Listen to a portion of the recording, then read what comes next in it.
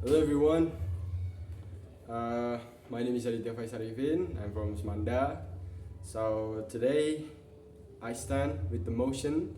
This house prefers a world where critical resources are governed by the International Material Agency or IMA. So honorable adjudicators from this debate, before I start my arguments, let me give you the definition of the topics. Critical resource means minerals and materials essential for modern technology and the green energy transition, e.g., nickel, lithium, cobalt, and rare earth elements.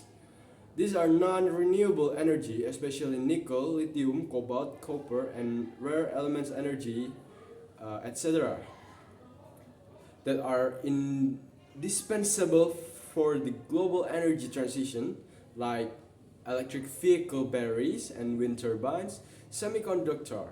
Unlike gold or diamonds, these resources are critical because their absence halts the global effort to combat climate change. The motion assumes their resources are too important to be left to the whims of the free market or individual national interests by classifying them as critical. The affirmative argues they should be treated as global public goods rather than private commodities. So, the International Materials Agency (IMA), a proposed supranational regulatory body with the authority to set global supplies quota, manage pricing floors, ceilings, and enforce environmental labor standards across borders. It would possess a mandate to first allocate supply, deciding how much nickel or lithium is mined annually to prevent oversupply, and then enforce standard creating as a global certification for mineral. It is if it is an IMA approved, it cannot be traded. And the third is price corridor management, setting a floor price to protect producers like Indonesia and a ceiling price to protect consumers like electric vehicle manufacturer. This is the actor of the motion. The affirmative prefer this world because it replaces resource anarchy, where countries fight over minerals, with resource multilateralism, where rules govern the flow. Let us through our arguments, and then we come through our arguments.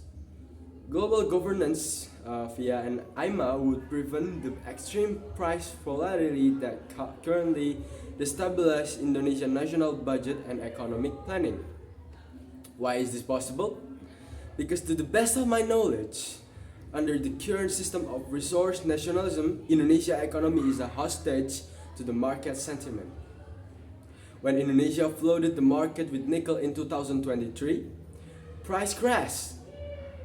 In case like this, IMA would prevent this by coordinating supply across all producing nations like Indonesia, Philippines, Canada, and etc. Ensuring price remain high enough to sustain the Indonesia economic, but low enough to keep electric vehicle affordable. The downside is the loss of policy autonomy. Indonesia nickel ban was a powerful tool to force foreign investment.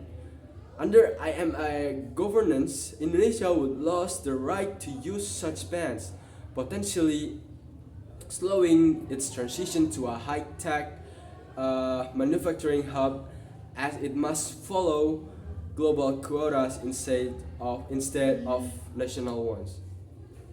As I know, the IMA creates economic security. It protects Indonesia from the Dutch disease. Maybe you know where for the definition of the Dutch disease is where a resource booms kills other sector. By ensuring a steady, predictable flow of wealth, that can be invested into education and infrastructure rather than being lost in market crash. And not just that, government by the International Material Agency IMA is the only way to stop Indonesia from being forced to sacrifice its workers, lives and its rainforests to remain competitive in the global energy market. And once again, why it can't be like that? In the status quo, Indonesia is trapped in the race to the bottom, which meant to attract billion of the people, a billion of the dollars, needed for nickel smelter.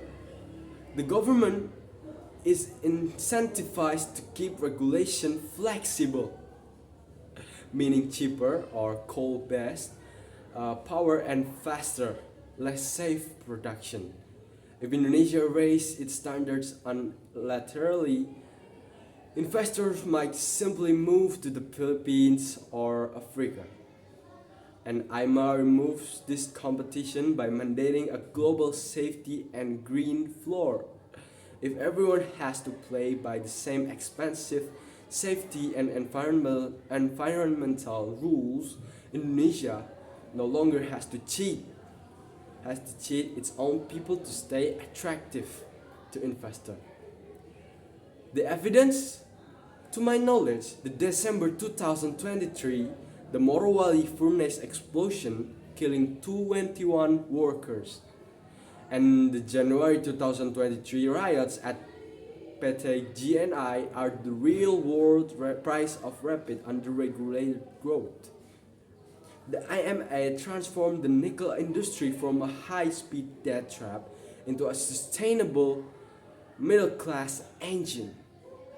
For the average worker in Sulawesi or Halmahera, this means that difference between a blood nickel economy and a just transition where their safety is guaranteed by international law, not just fluctuating national policy desperate for foreign cash.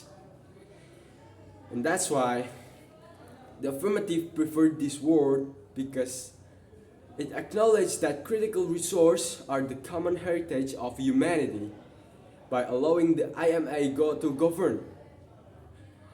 We ensure that Indonesia wealth isn't just extracted for the benefit of the global electric vehicle buyers, but it's managed in a way that guarantees the safety, wealth, and ecological future of the Indonesian people. And that's why we support this motion. Thank you.